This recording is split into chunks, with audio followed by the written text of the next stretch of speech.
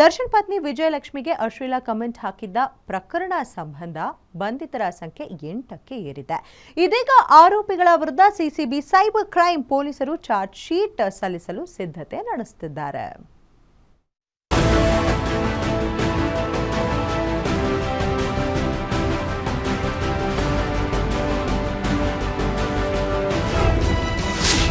ವಿಜಯಲಕ್ಷ್ಮಿ ದರ್ಶನ್ಗೆ bad comment ಹಾಕಿದ್ದವರಿಗೆ ಸಂಕಷ್ಟ. ಬಂಧಿತ 8 ಮಂದಿ ವಿರುದ್ಧ ಚಾರ್ಜ್ ಶೀಟ್ ಸಲ್ಲಿಸಲು ಖಾಕಿ ಸನ್ನದ್ಧ. ಎಸ್, ಅಂದು ವಿಜಯಲಕ್ಷ್ಮಿ ದರ್ಶನ್ ವಿರುದ್ಧ ಮನಬಂದಂತೆ ಅಶ್ಲೀಲ ಕಮೆಂಟ್ಗಳನ್ನ ಮಾಡಿದ್ದವರು ಇಂದು ಒಬ್ಬೊಬ್ಬರಾಗಿ ಖಾಕಿ ಬಲೆಗೆ ಬೀಳ್ತಿದ್ದಾರೆ. ಸದ್ಯ ಬಂಧಿತರ ಸಂಖ್ಯೆ 8ಕ್ಕೇರಿದ್ದು ಅಷ್ಟೂ ಜನರ ಮೊಬೈಲ್ಗಳನ್ನ ಸಿಸಿಬಿ ಸೈಬರ್ ಕ್ರೈಂ ಪೊಲೀಸರು ಸೀಸ್ ಮಾಡಿದ್ದಾರೆ.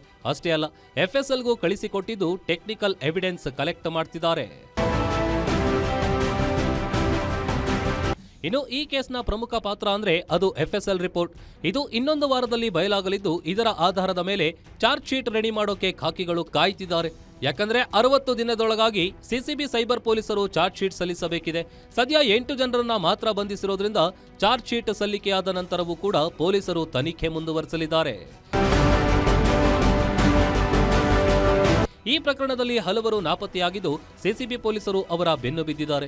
ಹೀಗಾಗಿ ಮತ್ತಷ್ಟು ಜನ ಅರೆಸ್ಟ್ ಆಗೋ ಸಾಧ್ಯತೆ ಇದೆ. Ajay Gowda, crime bureau, guarantee news.